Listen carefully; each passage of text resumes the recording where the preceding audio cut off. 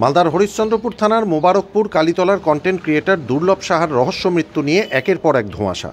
প্রথমে তার আত্মহত্যার জন্য পার্শ্ববর্তী এলাকার আরেক জনপ্রিয় কন্টেন্ট ক্রিয়েটর সালমা সরকারকে কাঠগড়ায় দাঁড় করিয়েছিলেন তার স্ত্রী মৌসুমী সাহা। এবার এই নিয়ে মুখ খুললেন সালমা। সমস্ত অভিযোগ অস্বীকার করে পাল্টা তার স্ত্রীকেই দায়ী করলেন তিনি। বিবাহ বিচ্ছেদের পর টাকার চাপ দিত স্ত্রী, তাই মৌসুমীর পাশে নেই দুর্লভের পরিবারও। এখন নিজের দায় এড়ানোর জন্য সালমাকে কালিমালিপ্ত করছে মৌসুমী। এমনটাই বিস্ফোরক অভিযোগ ওই জনপ্রিয় কন্টেন্ট ক্রিয়েটরের, যে অভিযোগ সামনে আসতেই ফের নতুন করে চাঞ্চল্য তৈরি হয়েছে। যদিও প্রকৃত মৃত্যুর কারণ কি তা খতিয়ে দেখছে পুলিশ।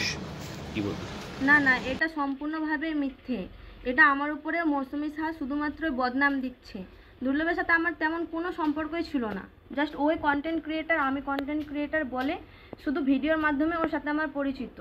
আদার্স ওর সঙ্গে আমার কোনো এরকম ঘনিষ্ঠ কোনো ফটো ভিডিও কিছুই ছিল না যে আমি ওকে হুমকি দিব বা ব্ল্যাকমেল করব। আর আমি 15 লক্ষ টাকার কথা বলবোই বা কেন? ওই তো আমার জাস্ট একটা ভালো ফ্রেন্ড ছিল। আর ওই আমাকে এমনিতে অনেক কিছু বলেছে নিজের ব্যাপারে। একটা ফ্রেন্ডের সাথে তো কথা হয় নিজের ফ্যামিলি নিয়ে। ওর বিবাহিত জীবনে অনেক কষ্টে ছিল, এটা আমিও জানি। আমার নামেও একবার মৌসুমী সাহা চাচল থানায় কমপ্লেন করেছিলেন, আমিও ওখানে গেছিলাম, আমাকে ডাকা হয়েছিল। তো ওখানে গিয়ে আমি এগুলো জিনিস জানতে পারি যে মৌসুমী সাহা তাকে ছাড়ার জন্য, মানে দুর্লভ সাহাকে ডিভোর্স দিবে, তিনি 15 লক্ষ টাকা তিনি চার্জ করেছিলেন দুর্লভ সাহার উপরে।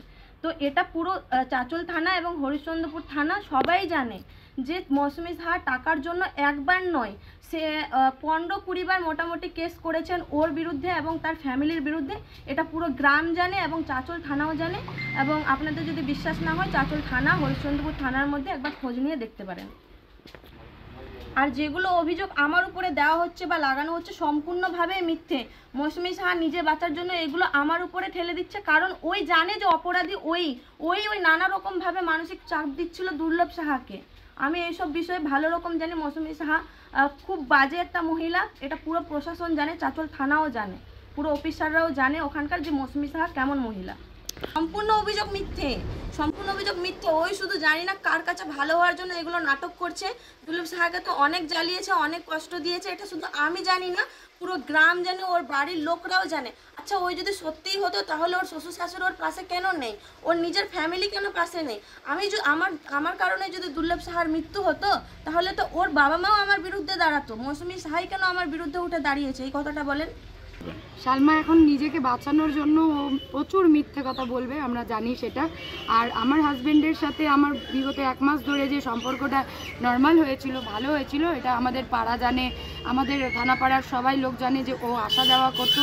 এমনকি যেদিন মারা যায় সেই দিন যে ও রাত্রি 1টায় এসেছে, সেটা যদি ভিডিও ফুটেজ কোথাও সিসিটিভি পাড়াতে আছে অনেক। দুর্লভ এসেছিলো সকালে 10টায়, ভালো মতো আমার রুম থেকে গেছে।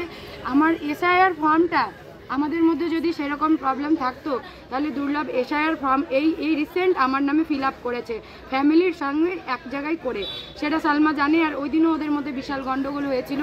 আর সবথেকে বড় কথা, সালমা বলছে যে ওদের কন্টেন্ট ক্রিয়েটর হিসেবে পরিচিত। কন্টেন্ট ক্রিয়েটর কখনো পার্সোনাল লাইফের কথা এতটা বলতে পারবে না, ঠিক আছে? যে আমার হাজব্যান্ডের বিরুদ্ধে আমি কতবার কেস করেছি। হ্যাঁ, আমি আমার হাজব্যান্ডের বিরুদ্ধে মিনিমাম 8 থেকে 10 বার কেস করেছি হয়তো এত বছরে, কারণ আমার হাজব্যান্ডের এই ভুলভাল মানে সিদ্ধান্ত বা মেয়ে নিয়ে কোনো ঝামেলাঝাটি বা শ্বশুর শাশুড়ি নিয়ে ঝামেলাঝাটি আমাদের লাইফে হয়েছে। এত বছরে আমার হাজব্যান্ড কোনোদিনও সুসাইড করেনি। আর এই যে সালমা সরকার মানে বলতে চাইছে যে কন্টেন্ট ক্রিয়েটর হিসেবে পরিচিত, কিন্তু আদৌ না। ওদের ডিস্কোতে ডান্স করার ভিডিও এর আগে আমি সোশ্যাল মিডিয়ায় ভাইরাল করেছিলাম। আমার হাজব্যান্ডের যে কার চালাতো সালমা সরকার, সেই ভিডিও আমি সোশ্যাল মিডিয়ায় দিয়েছিলাম। এবং কি যেদিন আমার হাজব্যান্ড মারা যায়, দুর্লভ সাহা যেদিন মারা যায়, সেই দিন সালমা সরকার আমার দেওরের বউকে ফোন করেছিল আর রাত্রেবেলা বলেছিল ও ফাঁসি লাগাতে যাচ্ছে, ঝগড়া করে আমার সাথে ঝগড়া করে ও ফাঁসি লাগাতে যাচ্ছে, তোমরা ওকে বাঁচাও। অশান্তি কেন হচ্ছিল আপনাদের মধ্যে? আমাদের মধ্যে অশান্তির একমাত্র কারণ সালমা সরকার। কারণ স্বাভাবিকভাবে একটা মেয়ের সাথে যদি এত রকম ঘনিষ্ঠ জড়িয়ে যায়, সবথেকে বড় কথা, সালমা সরকার আমার হাজব্যান্ডের সাথে রায়গঞ্জ মন্দিরে গিয়ে বিয়ে করেছিল। এটা অনেক মাস আগে করেছিল। আর তারপরে আমি জানতে পেরে চাচল থানায় অভিযোগ দায়ের করেছিলাম যে একটা ওয়াইফকে ডিভোর্স না দিয়ে 2টো বাচ্চা থাকা সত্ত্বে কী করে দুজনেই ভুল করে, সেই জন্য আমি দুজনেরই বিরুদ্ধে কেস করেছিলাম।